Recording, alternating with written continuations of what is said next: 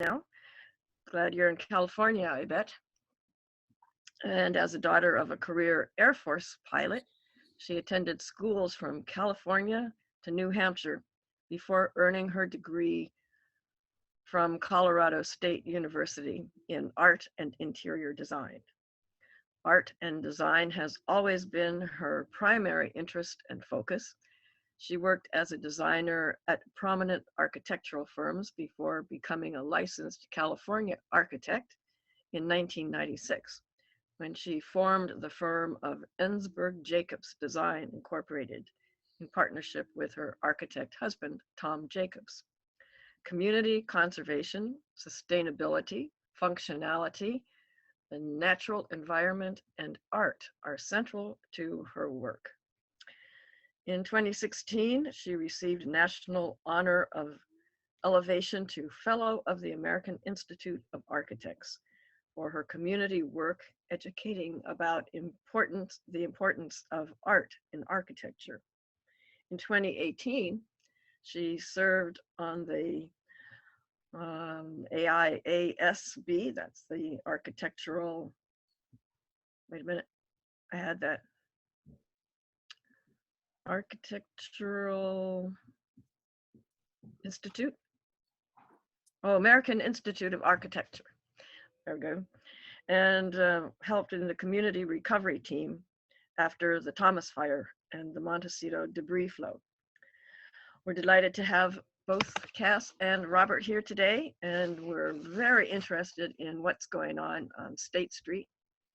As soon as we can all get out there to enjoy your plans, we're looking forward to hearing about what you have to tell us.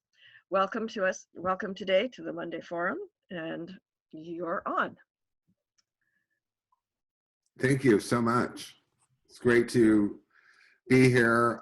We've been working on this presentation over the past few weeks, and big thanks to Cass for really carrying a big lift on this. But we have been presenting this all around town. But this is the AIA Santa Barbara Chapter 2020 Design Charrette. We are just reporting on our project here, a community-wide project, including team members and a community survey. And we are just delighted to present to you. Thank you, and thank you, Barbara, and thank you, Yacht Club. We're just so happy to be here. We've been looking forward to this for a long time. We've got a number of slides, a lot of material to go through, so we're going to try to go through it in a way that is slow enough but fast enough. So we're going to start with what, why, and how. And a lot of people ask, what is a charrette? And a charrette is a French word. It comes from the École des Beaux-Arts in Paris. And it is the coming together of interested parties, stakeholders, to resolve conflicts and to generate a burst of ideas and possible solutions. Over here on the right, you see how we normally do a charrette. The picture on the top is how we would normally do it, by all coming together. But below, you can see how we had to do it this year. We had to do it virtually via Zoom. So it was quite a challenge. Why did we do a charrette? Like so many communities, Santa Barbara is dealing with all the issues of housing and economic vitality, and it's all exacerbated by the COVID-19 global pandemic. The AIA wanted to step up to help create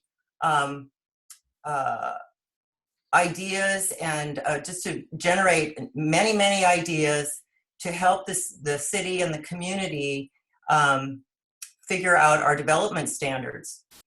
So the AIA conducted the 2020 charrette to study and illustrate housing solutions, which you will see, and many ideas were generated with a focus on the central business district and also our wonderful El Pueblo Viejo.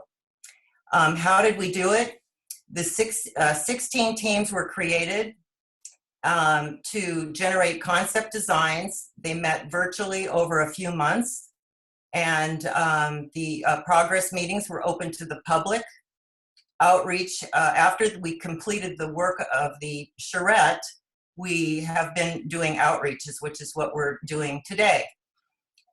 We did an exhibit on State Street that is currently in the windows of at the store of 901 State Street at the corner of Canon Perdido.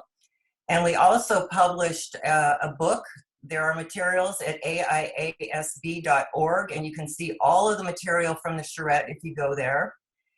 And basically, in all of this, we had the motto of flexibility and grace, which is what we kind of said at every meeting, because it was such a struggle and a difficulty working through the process to produce all this material for the community.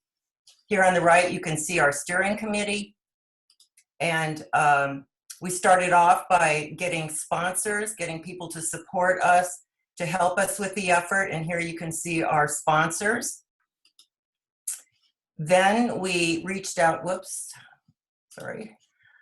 we then reached out to, our next step was to reach out to the design community to see who would be interested. We had no idea how many people would actually have the time and be able to give of their time and talent.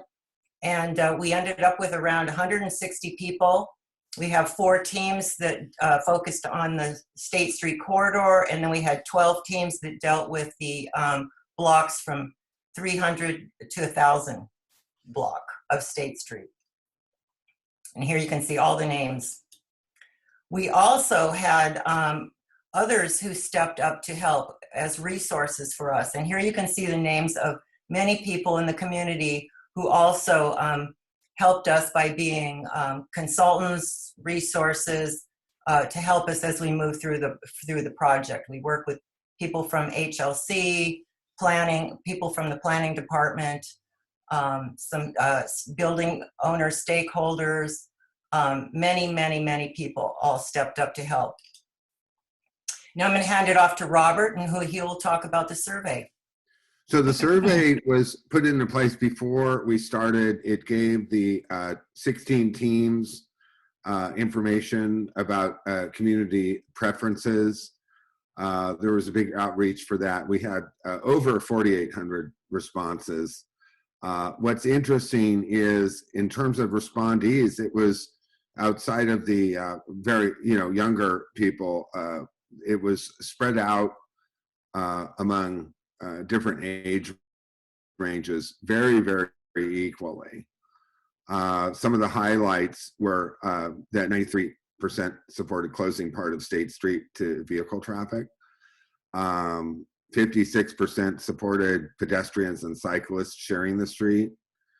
63%, well, more than half, wanted to see more housing downtown with a broad range of rental apartments and condos for economic situations.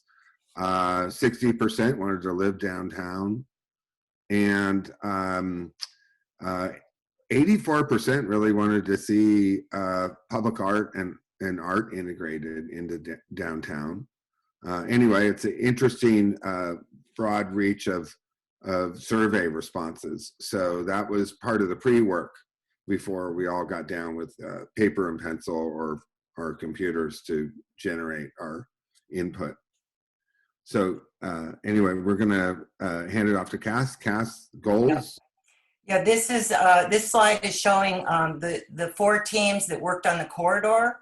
These teams studied, designed, and illustrated opportunities for the public spaces from Cabrillo Boulevard to Sola and between Anacapa and Chapala. And they focused on circulation, shared use of the public space, enhancements to increase economic vitality for services, shopping, and dining, outdoor recreation, which is needed especially for hopefully increased residential housing, and then sustainability and landscape. So there you see the area that they focused on. The other 12 teams were given a 2-block area flanking either side of State Street, from the 300 block to the 1,000 block. And each one of these teams, or there were 2 teams assigned to each block, so that we could take a look at what the different teams might come up with. The again, from Anacapa to Chapala. And we were asked to illustrate the maximum amount of housing units, since we were trying to figure out, how much housing could we really accomplish, knowing that this would not happen overnight or anything. We were asked to say, what would be the maximum amount you could get? We were asked to identify an opportunity site, like an empty lot, or I shouldn't say an empty lot, but a street level lot, open lot, for the design of a new building. And we were asked to design that building. So these teams had to design 2 buildings, one at an opportunity site. Then they also needed to identify an existing building for adaptive reuse and then design that. And then while they were doing all of that, they needed to pay attention to their outdoor spaces for circulation and recreational needs, as I mentioned before. And also design for sustainability always, and as I said, for maximum number of units. I will just say too that we didn't go above the 1,000 block because there's been some development up there by the Arlington. There are what is it called? The Arlington Village was just recently completed, so it was pretty built out up there. So we chose to just focus on these blocks.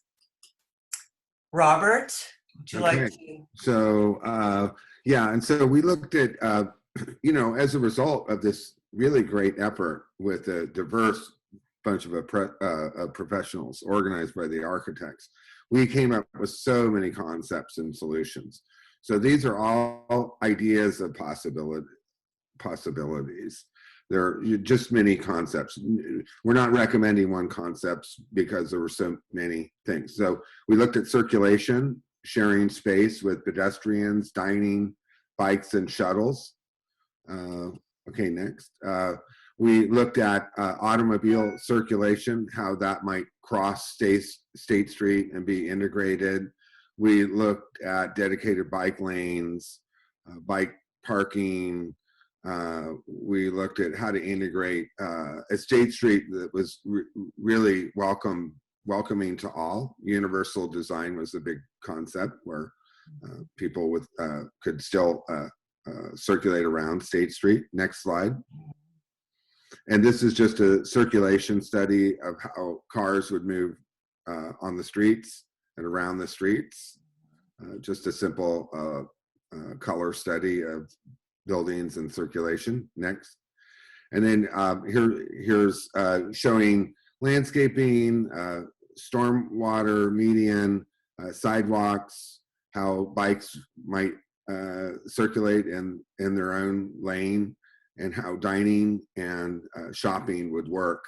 So we really, all the teams mainly, they all looked at how so many different users could share the street.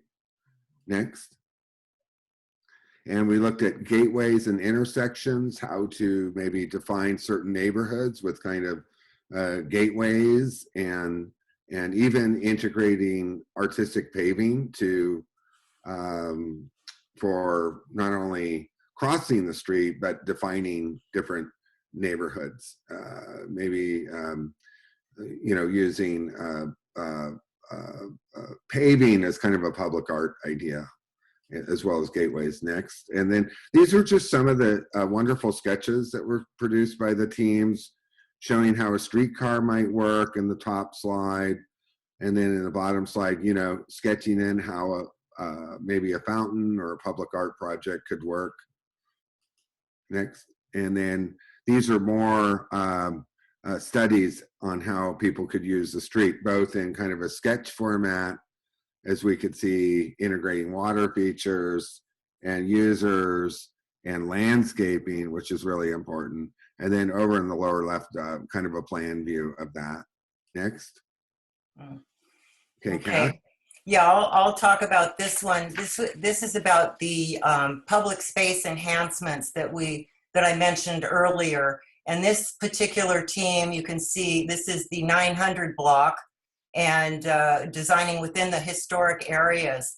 All of these black symbols represent historic resources. So we were all very aware of where the historic resources were. This is the Lobero down here. And just showing many different ways of enhancing, enhancing existing paseos, adding new ones. Here's a new one down here. Reworking the street with landscaping and new street trees, where in this particular area they're overcoming the buildings. A bike park.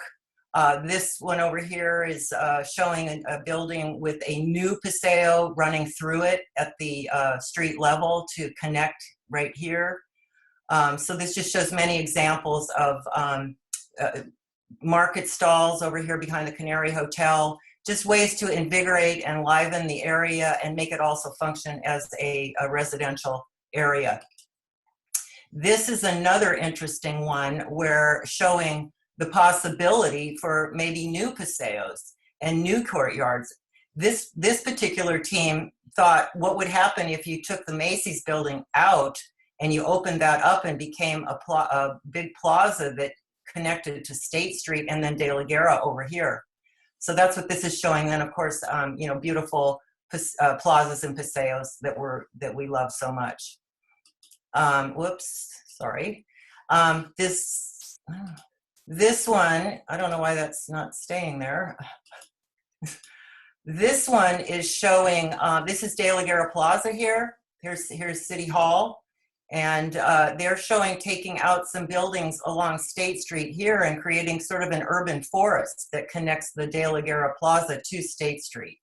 So that was another really interesting idea that one of the teams came up with and illustrated so beautifully. Yeah, Robert?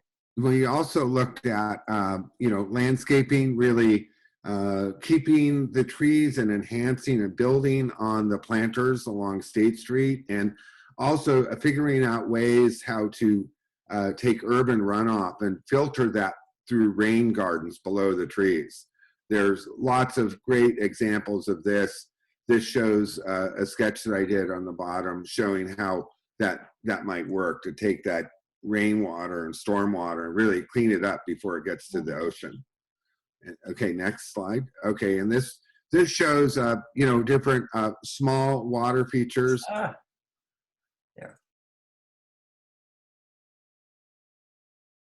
Fine. I don't know why that's It's flipping showing back. I'm drought sorry. Go tolerant ahead. landscaping, how these rain gardens might work. Landscaping appropriate to Santa Barbara. It's hinting at roof gardens and how to maximize planting on roofs if someone chooses to do that. And then also there were ideas, you know, really looking at sea level changes over the next 30 to 50 to 100 years, like, you know, so some just touching on ideas for planning for rising sea level or dealing with bigger storms that might flood lower state. I know that the city's starting to think about some of those ideas, but that was just briefly mentioned. But really the idea is to take the runoff water and filter it, clean it up before it goes into the ocean or into those, the Mission Creek that might feed into the ocean. Also, I'll just add on that one, it's that it's also extremely difficult in the central business district to deal with the water. So this is a creative way to make development in the CBD easier to do or not impossible by having a system, municipal system. Yeah, and then we also sustainability.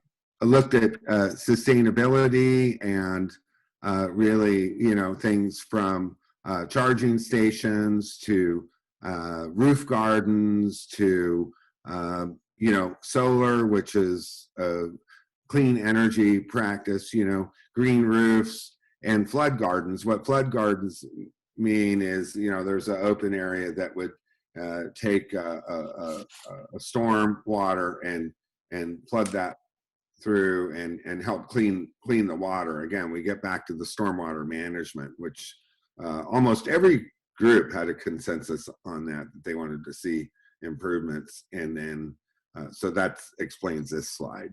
Next. Now we'll hop into housing. Many housing solutions were developed. I think good examples for, you know, throughout the area. You can find different ones that this particular one is, I think, really wonderful because this is showing putting housing on top of the existing parking garage. This was my team, and we ended up calling this parking garage El Pulpo, the octopus, because it has so many ramps coming out of it everywhere that we were just, when we first started studying the site, we were like, oh my gosh, there's ramps all over the place. So we called it El Pulpo, and it kind of stuck. So down here in the site plan, you can see where there's ramp here, ramp here. We reworked the ramps. And then here you can see how these structures were put on top of the parking garage, maintaining the theater below and then the parking below. So it was just sharing, if there was a partnership with the city, something like this might be possible. Here's another one showing better uses of these surface parking garages over here. This is, I think, parking lot 11 over by the Natural Cafe is over here to orient you. So this is showing new housing here. This is over by Rosinka Gardens. This is on off of Cannon Perdido, and shows how they maintain the cute little building that's there that we all love so much, and then put housing in there behind it. This slide is showing working within, working within historic fabric. This is the Fithian building on the top, where the team looked at the possibility of restoring the clock tower and then converting the building into residential. The lower one is showing a new building in the area where that drive-through is. You see the Libero on the left, and this would be a new building that is also straddling over the El Pulpo. You see the entrance to the parking garage here. So there's using the air rights to be able to develop more housing. So we really feel that we need a better adaptive reuse ordinance to incentivize the conversion of existing buildings. There's special problems when you're trying to deal with these older buildings and bring them up to current code. And then also to consider rental housing as a community benefit to help them to be realized. These are some examples of existing buildings that could be reworked. This is the Balboa building right here, and you see it down here on the right with the photograph. And up here on the right is the Nordstrom's, where they cut a hole in the middle of it to be able to get the light and air that would be required by code for residential. And over here on the left is the parking garage of the Paseo Nuevo that could be turned into housing. What we learned is that basically to be feasible, you need 3 to 4 residential floors. So that would be over the first floor. If the first floor is commercial, then you're going to need 3 floors or 4 floors above that to make it pencil out. Basically, flexibility plus efficiency equals feasibility. So those are the hurdles that we have to get through to be able to realize housing in the downtown. Okay, so we're going to look at public art, which is across the groups, and the surveys, but it's a very important element to this. So we have here's this quote: "God gave us the fields, the art of man built the city." Okay, next slide. Okay, so here's an example of public arts, from murals that we could see at the library to the Solstice mural over at the Granada, you know, to continue that work and increase it. We have a long, long history of art integrated into architecture, and a great art community as well. Next slide. These are, you know, that's Bud Bottom's sculpture, you know so well, and the new Solstice workshop gates, or the community arts workshop gates, and of course our fabulous sculpture with the rainbow colors down at the water, and the courtyard fountain as well. We have a whole history of this. Next slide.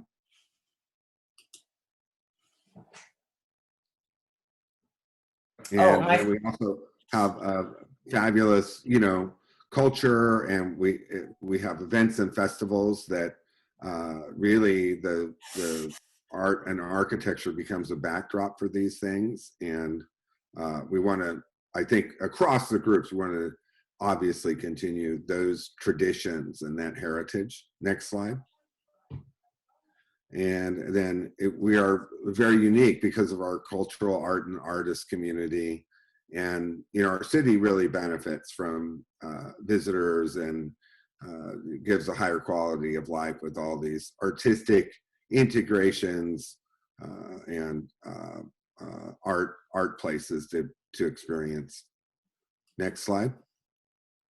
And then, so, you know, the teams look at how to integrate art in parks, how to integrate art in water features, how to integrate art into the architecture. Very important. What's also a key thing is to allow the freedom and a diversity, really, of creative expression with color and within architectural forms, and to commission local artists for public art projects, and to allow and encourage use of outdoor public spaces for performances and markets for local artists and merchants. So really supporting the art and handcrafted merchant community. And then, you know, visual art would be integrated into the architecture, including tiles, including paving, you know, including, you know, little details in the architecture. If there's a water feature, that might be really fun to commission a public art piece for that, as well as, you know, bike racks and gateways, etc. So, can I add to that, Robert? Important. Yes, please. Let me just add to this one that this is also showing a you know, sculpture. This middle slide down below is the idea of a bike park to give a place for some of the really talented cyclists that can do all kinds of tricks, and give them an area where they could do that safely and where the public could observe. And then these others are just details from around some of them inspired by other buildings in the area. But we really think that it's important. The arts are so critical and have always been so much part of our tradition that we really need to be remove barriers to the creation of visual art in the public realm, and streamline the process, sustain and grow our cultural assets by forming and strengthening relationships between our museums and our art organizations to help them to leverage their resources and to strengthen them. I just wanted to add that. And then this is another example that came out of the charrette of using, this is actually the underpass. We call it the underground, but this is the freeway above, and there's the underpass. And here's showing a way that this space could be used as a multi-purpose space for performances of all kinds. And if any of you recall, was it last year when we did the big event that Nina Johnson put together for the city? Here you see pictures of people coming together in that exact space, and you can see how incredibly wonderful and dynamic it was. So we have examples of being successful in these kinds of things. Robert, do you want to pick this up for partnerships? Yeah, so in order to accomplish some of these goals, a framework would have to be developed for partnerships for new downtown uses and housing opportunities. So really looking at, say, partnering with student housing with UC Santa Barbara or educational institutions, and really, you know, getting them on board to sponsor, you know, some of these projects. That was part of the mix. We also looked at integrating foundations, you know, considering creating a foundation entity similar to the Santa Barbara Bowl Foundation to raise funds for capital improvements and for the programming, of course, of performing arts and recreational activities. So we're really looking at that public-private partnership which will be so integral to really getting anything done. Next. Whoop. So after we finished the work of the actual design work of the charrette of the 16 teams and the 2 months of zooming and sketching and all of the work that was done, to reach out to the public, we created this exhibit, and I hope you all have had a chance. It's just been so crazy not being able to go downtown like we all would like to, but this exhibit has been up and is up right now at the corner of Canon Perdido and State. So this is the old Forever 21 building, and this is the Canfield building, or the former Wendy Foster. And we created these posters by theme, and to explain and try to help the public to share all this information and try to help them to understand what it all meant. So we organized it by housing or by theme, and then created these posters. There's, I believe, 20 posters, and like I said, they're up. The ones here that the Forever 21 will be up for a while longer. These over here are going to be coming down in the next couple of weeks. And this is the team that created that exhibit. There was also an exhibit down at the old Staples building for a while too. We also have reached out to other groups, and here they are. We met with a number of city advisory groups, and we also met with these community groups. And now we have met with the Yacht Club. So we're just delighted about that, and we will continue to meet with anyone who would like to have this information. We presented this entire thing to City Council at a special meeting on January 21st. And again, I wanted to say, just in closing, that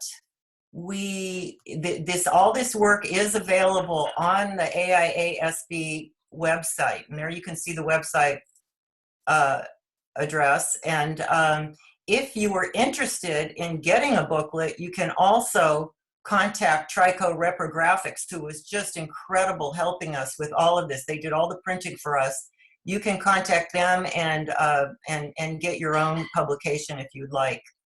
So I'll just end with this beautiful, beautiful rendering, which I hope many of you have seen. It was sort of our poster child for this work, because it just so beautifully illustrates in a large overview way our town.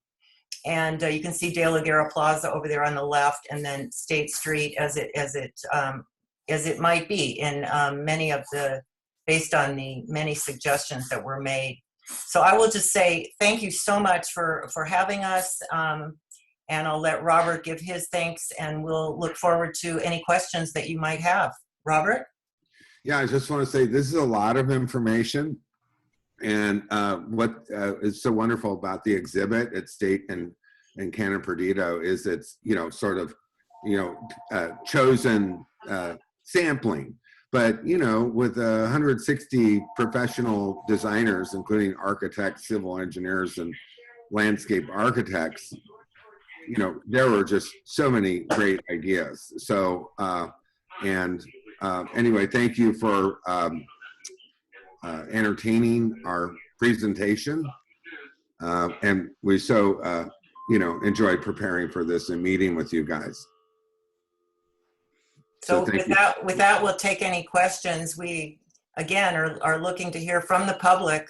We're just the architects. We just put out all the information. Now we look to the community to tell us what it is that they're really interested in. I have a couple questions in the chat box here. I'll ask. Okay. You're welcome to unmute yourself and ask the presenters directly. But here's one question. So what is the city going to do with all of this? Has the city set a timetable for working through these recommendations? Robert, do you want me to try to answer that? Well, I know that we presented it to City Council, so this is a lot of information. They may move into it on a priority basis. That's all I got to say. What needs to be doing, but again, this is a vision we were looking at. in the future and up to 100 years from now. So again, I think this provides some guidance. Cass, do you have any? Well, I can add, yes, I will add that there was one of the parts that was very, very important with this, and we worked with the city planning, is to figure out how to get housing. And so there are all the parameters that are required to create housing we have been working on for the last several years. And the piece that we're focusing on right now is the FAR, the floor area ratio. So when we designed the charrette, we specifically, when we were told we wanted to design the maximum that we could build on that particular site, and then get the maximum number of units, and a blend of units, not just all one kind. We wanted different sizes and having equity and balance. So when we finished the design of our buildings, then we had to figure out, we had a program that we could use to figure out what the FAR was of that building. So we have all of that data, which the city has, which we gave to the city, and they are now in the process of reviewing all of that information to decide what are the best FAR numbers for the various different areas in town. The highest FAR being most appropriate here in the central business district. So that was one part of the work that we did to help the city to be able to move forward to actually realize housing, which is what we all hope will happen in a balanced way, and in a way that will bring vitality to downtown and just be a good thing for the entire community. The other part of it is to illustrate what would it look like, so that the community, all of us included, we're all learning from this. What if we added this housing? Then how would it impact the downtown? And of course, we all realize that none of this would all happen overnight. It would be over time, and that gradually the city would have more and more housing. So those were the two parts of it, were the housing part, and then which falls more to the private realm once these standards are adopted. And then we have the public realm, which is the city's responsibility of this, and enhanced or changed in any way to better support the new activity. Hey, So Cass. again, let me just say one other thing, is that the decision is not ours. We just create all of these ideas to put out to the community, and now we need to hear back from the community. Hey, Cass, can you please unshare your screen so we can see? Oh, some sure. more? Yes. I have Okay. a follow-on my question to God. the housing discussion, if I may. Sure, go ahead. So two questions. First, the height above the existing buildings would be with the addition of these 3 to 4 floors, as you say, are necessary to make it pencil out. What would the total height then be of these buildings? Well, the height that we have right now is 48 feet, is the maximum you can go up to, unless you have a special condition, special allowances that would allow you to go up to 60 feet is the maximum, which is So your concept here is to what height? well, different. If you look at through the charrette, you'll see all different, but most of them have at least 3 floors. I 3 or see 4 that, but I'm floors. curious, just at maximum, would those be the 60 feet requiring the variance? Well, like for example, the project I worked on, we were at 50 feet. Okay, So- thank you. That answers that. So it varies. Understood. Between Understood. like 48 and yeah. And then just the second, with a quick follow-on to it, is are you suggesting that the town would be the landlord, the city rather would be the landlord? Oh, no. These are all, all of these, we just took the blank slate of the downtown, Yeah. and we looked at different things. We said, well, here's a parking lot that isn't doing a whole lot. Let's see what we could do there. Or here's a building that is, you know, what would happen if we turned the Fithian building from office space into residential? So we just selectively pick these So places. that's a zoning initiative, but not an ownership suggestion. No, right. It would still be up to the owners to say, oh, this looks interesting, and I think this looks good, and I like the way this is going, and I feel like Okay, well, then again, so in the case of a parking lot where the owner is the city, oh, the city, then that's a great opportunity. Thank you. That's a great opportunity for a partnership where the city could maybe work with the people's self-help housing, or maybe with the housing authority, or maybe even somehow with a private party to somehow partner, because that's what the city can offer. right? I mean, it seems the demand for luxury housing downtown is substantial. So It is all around. And I think one of the big efforts we were trying to make is to get that more spread out, equitable. Maybe the units are a little bit smaller and more affordable. So that was really, the vision was to create a downtown where all income levels are, invited, not just the luxury people. Right. Right. Okay. Yeah. I mean, obviously not. Did that answer I your mean, question? but- I hope. Yeah. Yes. Thank you. I mean, the idea would be to see what the market would and what a 3P, a triple partnership, a private public Mhm. partnership would engender in terms of best return to the town, to the city, i.e., the social. So Right. there's a variety of things here, but to displace luxury housing would not necessarily be a good idea, nor would it be to displace affordable housing. Right. Way. Yeah. Okay. Right. And Thank you. we want a community that's blended. We want everybody together. We don't want to put, silo people. We want everybody together. We think that's the most, diverse, dynamic community. I grew up around the housing projects outside of New York City. I can promise you that that's not the way to go. Right. Right. Exactly. So I Exactly. think a blend and a mix is really the ideal here. Mhm. Thank you. Yeah. Thank you. That was a great question. Thank you. Okay, I got another question. Was there any research on the feasibility of underground cisterns to feed fountains? Not quite, not necessarily. I think the underground, they could be pumped underground and through the rain gardens where the plant's going to clean the water up a little bit and maybe pumped up to a fountain. I think that's an outstanding idea. Nothing necessarily specific was mentioned about that technique, but that's one of the things that would be considered. So you're really cleaning the water and using the water.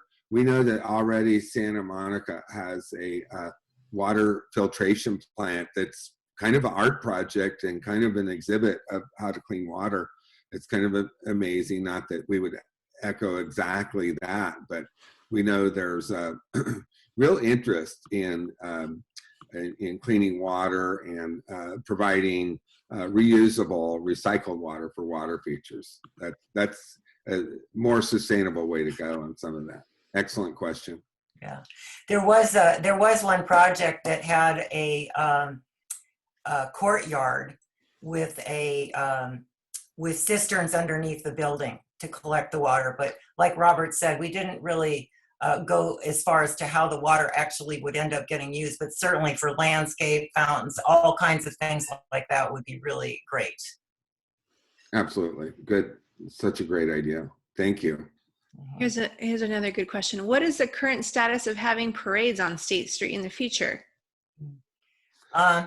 Well, I Dave, want to just Robert, you wanna- and just say there was so much consensus to figuring out on so many teams, especially the State Street corridor teams that were looking at State Street, to keep that tradition, to to allow that on an as needed basis for those festivals and events. That was really part and part. Those cultural events are such a spine of Santa Barbara. I truly think with all the people all the teams that were involved, they wanted to see that. I didn't hear about one team wanting to say no festivals or events or parades. I think we all allowed for that in our solutions, but yeah. Okay. So important to us. How do the Granada and the Arlington fit into all of this? The Granada and the Arlington. Mhm. Well, they're some of our favorite buildings. So all of the buildings that were, we got maps from the city, were provided to us of all the historical resources, and certainly those are our our beloved buildings, and we're inspired by them. I think that what's interesting to many is that some of our really revered buildings, not all of them, they're all different styles. Like if you were to, the Granada building is a very different style from the Arlington. So yes, those would be very important to be preserved, and to be honored and respected in any designs that would come in the future. Absolutely.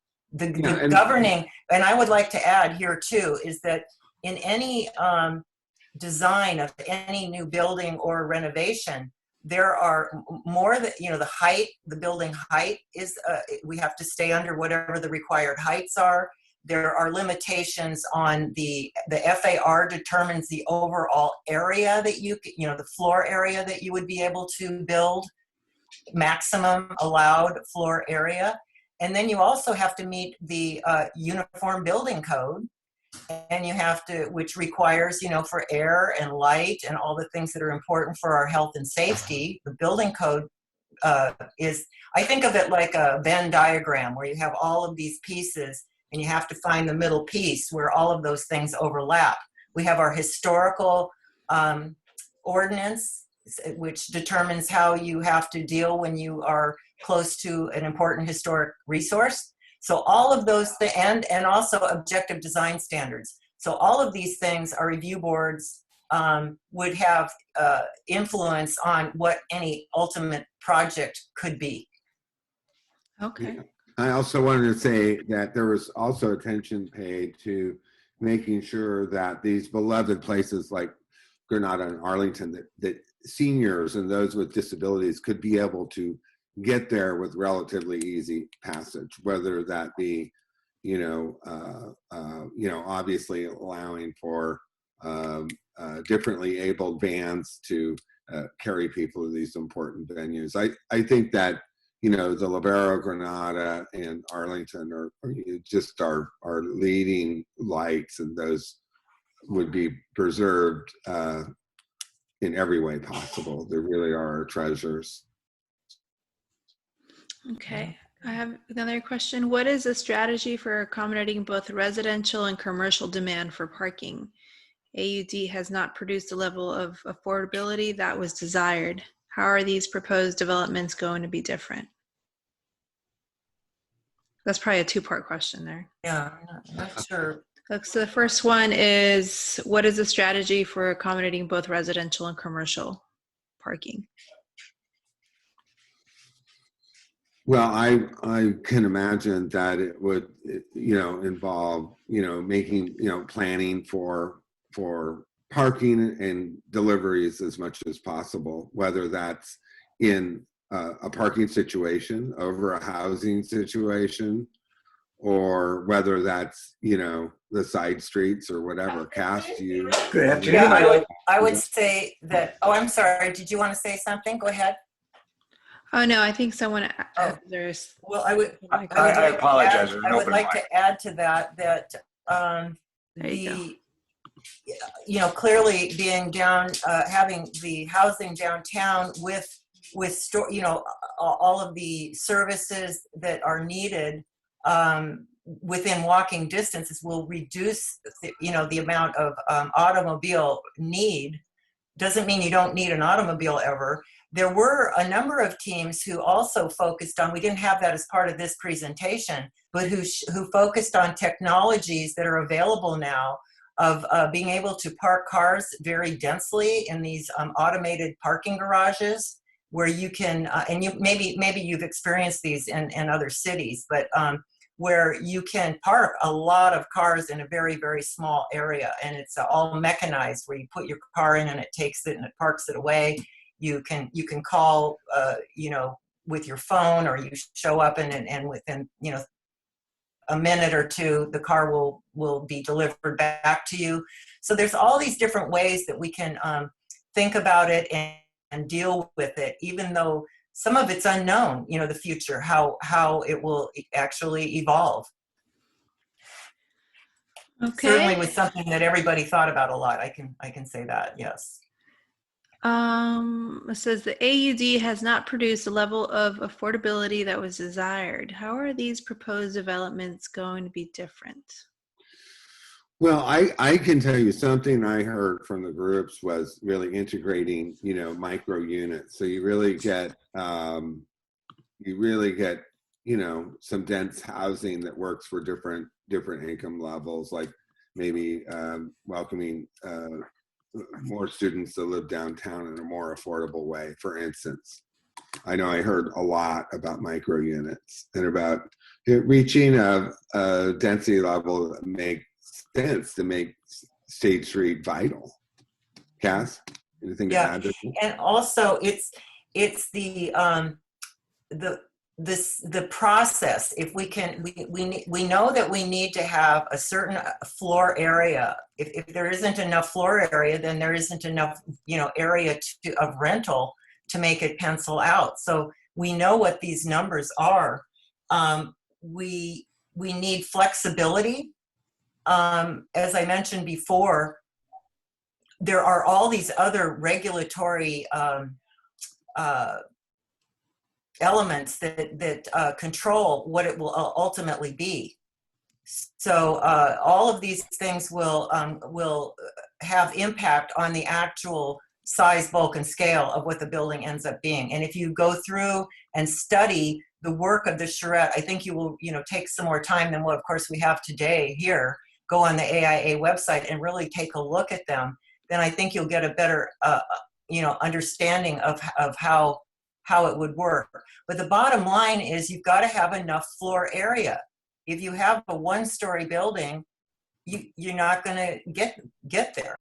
You've got to have a certain height, and that's why we're saying in the CBD, in the downtown, this is where it makes the most sense for the greatest height to be for the most amount of housing. Now, if we can do it in a way where we're blending and we're being all inclusive, including all different sizes, prices of units, then we're more likely to be successful. But truly, we could do all of these things that we're doing right now, and we may not get any developers to say, or property owners to say that they want to go there. So we really need to be flexible. We need to have good design. The design is where it all happens. So if we have flexibility in our design and the process isn't too overly burdensome, where every time you have to jump through another hoop, you've just added more cost to the project, and that cost goes right to the bottom line of the rent. So all of these things are, I wish we had a magic wand and just could make it all happen, but all of these things contribute. So that's why we're saying we have to have flexibility to get to the feasibility.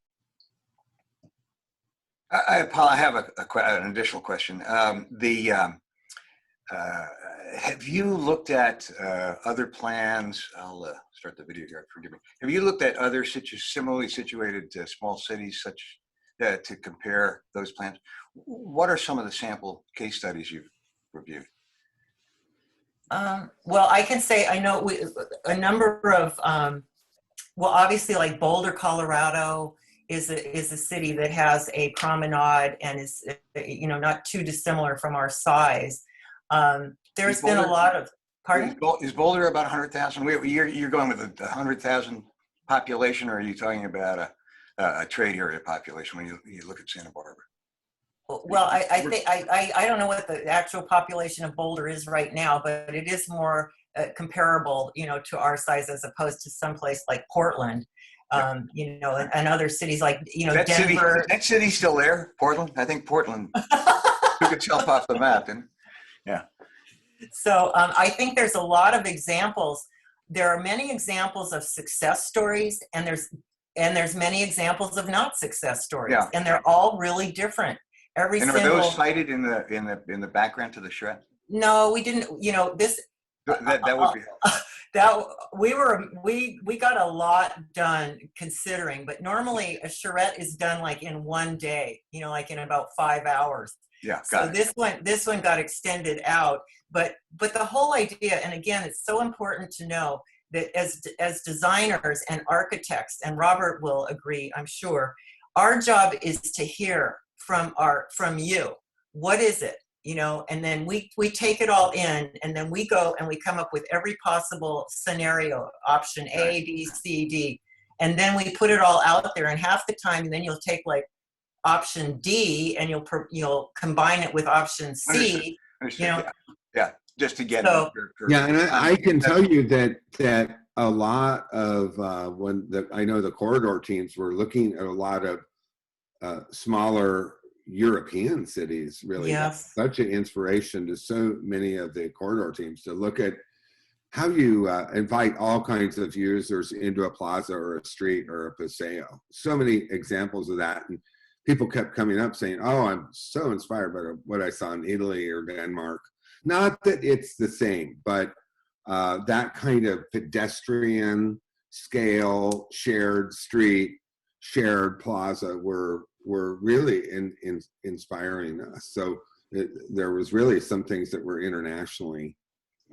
Got it. Okay, so if I could just two quick things. So along those lines, I spent the weekend in Paso Robles this past weekend. Oh yeah. And its public square is absolutely astounding. As a wonderful, wonderful place. It was vibrant, you know, just astounding. But the second thing I wanted to just mention, and I don't know if this is the way, but the science. I'm in the sewer business. The office is half a block from City Hall, and this, if I can hold this up, this is a trade magazine, and the amount of study that's gone into these urban water parks, natural ways of taking the stormwater. Stormwater itself is a science in terms of managing it, and there's wonderful opportunities that have been proved. I mean, done before. We don't have to invent this ourselves, and it's very effective. And in terms of protecting, or one of our great resources, the harbor and so forth, it's well advised. Absolutely. Yeah. We'd love to talk to you some more about that. If we could, maybe I'd love to get the copy of that publication you're showing. I mean, this is one that, since we did the charrette in 2017. Study, you know, State Street, and that was, we finished it, and then right when we finished that charrette was when the Thomas Fire happened. So it didn't really get a lot of leg after that because of, you know, we got the Thomas Fire and then the Duplo.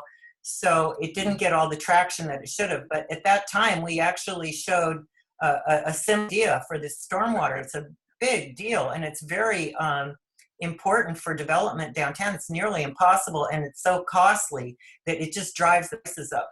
So we really need to solve this. One other thing I'd like to just make a plug for that almost every team, whether they were the corridor team or the idea of what we see in Europe, where if we could somehow, you know, if we could get the street where we can eliminate the curb, where we raise the street, lose the curb, and then you have the drain in the middle, then all of your accessibility things, now we have this wonderful plaza that's very accessible to everyone, regardless of your, physical abilities. So that was something that we talked about a lot too. So there were a lot of very, very big ideas and a lot of small ideas as well. So now we really need to hear, we need to continue the conversation and continue to hear from people and continue to figure out where we want to go as a community. Yeah, and it's so interesting to see how water is dealt with, stormwater. I mean, we look down to Santa Monica, they have a water filtration plant that's kind of a science and an art museum. It's all these things in one. We see so many examples of how to build planters better so they actually absorb the rainwater, and it's just magnificent. So you're right, in our own country, there are so many inspiring projects that really help help the environment and help the urban environments, especially. There So are a thank you lot for of done doing it before, which would be well worth studying. Right. Yep, yep. All of this has been done before. That's perfect, Rob. Nice way to say it. Thank you. I hope we can maybe connect back up, and I'd love to hear more from you about that. Absolutely. The email is on the screen under my. Okay, let me If you see. want, or I'll go to your site and, or whatever you want. I'm not advertising here. I'm not selling anything. No, but thank you. I would like, I think that would be very helpful information. And anyone else too, you're all welcome. Yeah. Welcome. Well, how long? It's 1 o'clock. Do we want to wrap this up or? Well, we I- still have a lot of participants we're- on, so I have another question. Okay. Well, I just want to So say if- thanks to everybody. I am going to depart now, but thank you very much, and I look forward to staying in touch. Thank you Thank so you. much. Bye. Okay, one more question here. Have you identified an economical social group that are looking to rent downtown? Would families of workers who now commute from Ventura be in the mix? Absolutely. Absolutely. That's the idea, is to have all, families, young people, old, everybody, have, a place that could be appropriate for them. We also talked about a downtown school, and we need an elementary school. So that was also discussed. Where would we, we used to have one, and now we don't, but we would need one if we are to achieve what we hope, which will be a very diverse downtown neighborhoods. Yeah, and I think that was part of the whole mix is, really, how do we invite families back in? It very well could be an affordability issue. How do we bring students into the downtown? It's an affordability issue typically. But how wonderful would it be to have this mix of people actively using State Street and a couple blocks around it in the downtown core? It would be much more vital. So I think housing is the key element.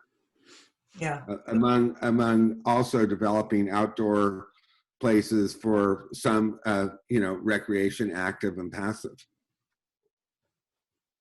Yes, which you saw in those illustrations, the section through State Street that Robert showed, where it showed the places for kids to play.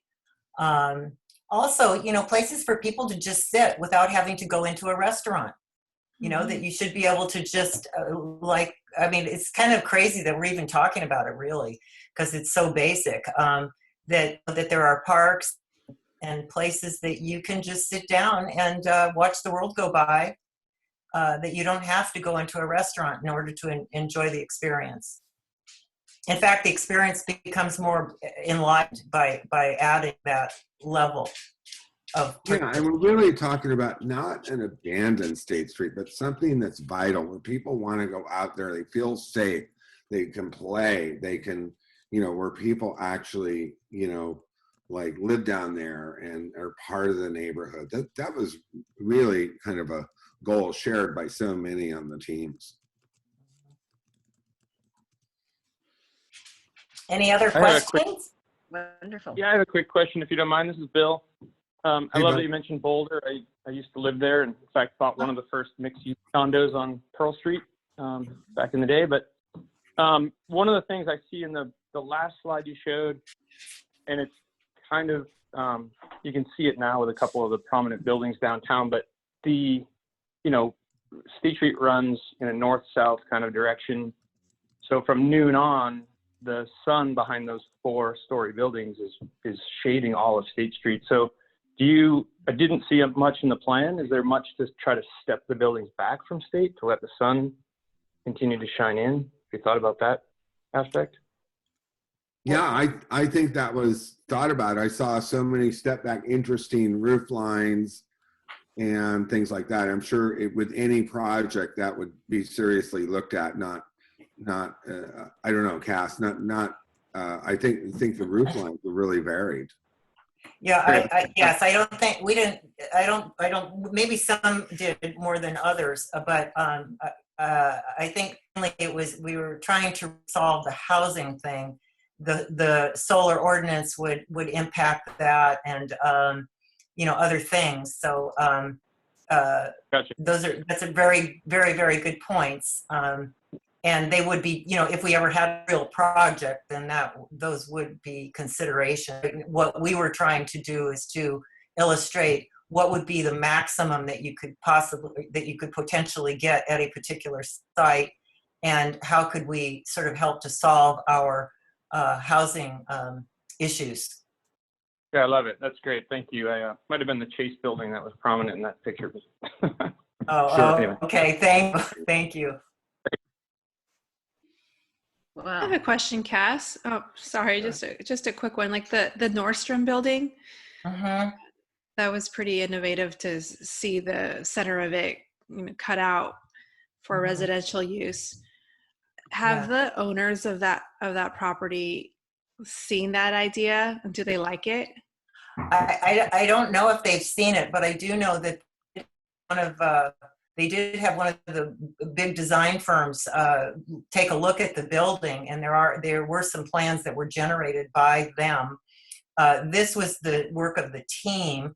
And one thing that's really interesting about the Nordstrom's building is that it's a really great opportunity because for adaptive reuse, because it's a newer structure.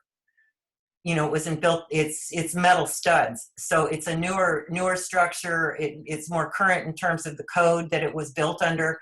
A lot of the other buildings that we have downtown are old, and they create, that's why we need this adaptive reuse ordinance to help these projects, because we do want to preserve our historical fabric. But if we also want to put some of these older buildings into use, then they have to be brought up to code, and that can be really prohibitive. I know my team, we studied the Marshalls building, and we were thinking, let's take a look at that and see what we do with it. And after we studied it for a while, we just thought, really, it would be so expensive because it has that gigantic stair in the middle of it. It would be, you don't have a lot of floor area. So you'd have to fill in the floor area if we're trying to get affordable housing. Now, you could probably do something with it and do high end, but if you wanted to do affordable, then you want to maximize the amount of floor area you have, which means you'd have to fill that in. And then you get into the cost of what would be involved on a concrete building like that to bring it up to code, and it pretty quickly just doesn't work. So there's all of these kinds of issues with the older buildings, but that Nordstrom's building was in partnership with the city. So we think that there's some really great opportunities with that particular building through a collaboration with the city, and because, like I said, it's a newer construction. Thank you. This is Judith. So all of, Judith Moss speaking, all of the buildings that are there that you talked about having them removed. Which Or- one's having removed? I'm sorry. So some of the buildings you talked about, they would be demolished and new buildings put up. You mentioned, but then, so you didn't, maybe then I was just, the people who already own the building, that would be the partnership, I guess, that you were speaking of, right?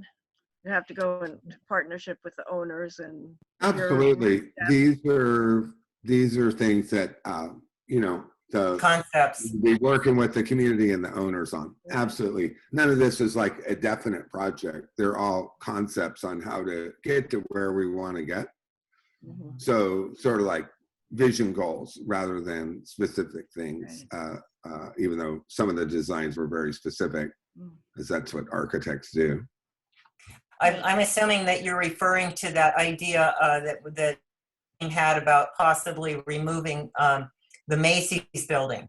Yeah, oh, yes, right. So that would be an opportunity. Now, someone might say, well, no way, but it also does present an opportunity there. So and there's pros and cons to it. And then the other one that we mentioned was that called it an urban forest, where the team expanded out from De La Guerra Plaza, and there's 3 small buildings there that they removed to open up the De La Guerra Plaza. Now, the owner, maybe says, no, I'm not interested in anything like that. or maybe they might be. Maybe there's some kind of an idea or something else could evolve from that, you know, like a partnership. But again, all of these, none of these are these are all just ideas that put out for the community to consider. It's Yeah, not and our, I can tell you that more than one group looked at De La Guerra Plaza and said, what's the deal with De La Guerra Plaza? If we opened it up a little bit more, which is just a visionary idea, you know, wouldn't that work better in terms of not going, you know, having De La Guerra Plaza be more of the spine of State Street?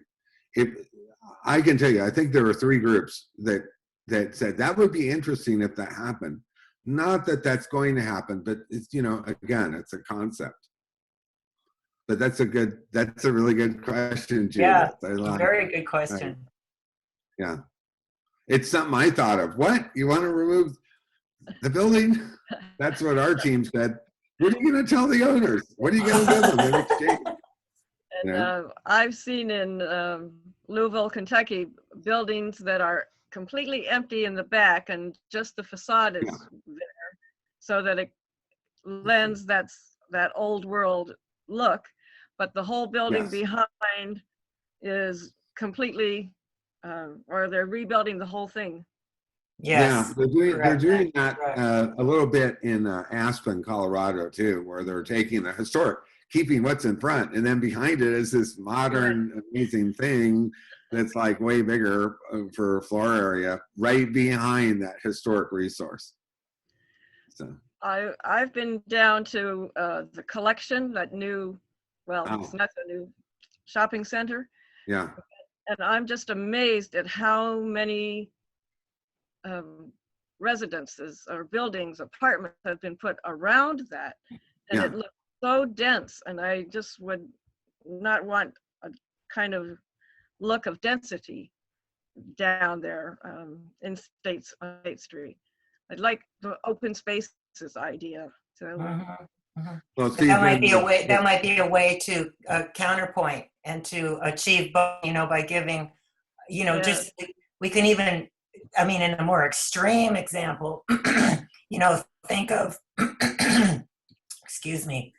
Would be like if New York City did not have Central Park, you know. So right. so having these big open spaces that can be park-like, and they can, you know, have many activities and experiences with them. But to have that is really critical, to find the balance between the two. Yes. yeah, you know, you walk in New York City and you're in a dense neighborhood and you see this little magic pocket parks. You see them in there and they work really nicely. And I think that presence of nature as a landscape architect, I'm always, you know, for opportunities to have a little nature where things are in a better integrated way. So I think your points are well taken. And well, you certainly had wonderful ideas. It's a most amazing combination of thoughts put together into this whole thing. And I realized too that you have all the rules, regulations that the city will be putting on that will mean changes here and there. So, and I thank you so much for all of the thinking and all the people that you got together to be working on this, because even now, while we're all stuck in our homes, we're thinking about, oh, if we could only go down to State Street and walk around and enjoy what's going on down there. So this is a most amazing presentation. Yeah, thank you. Well, thank you. Yeah. Thanks for having us.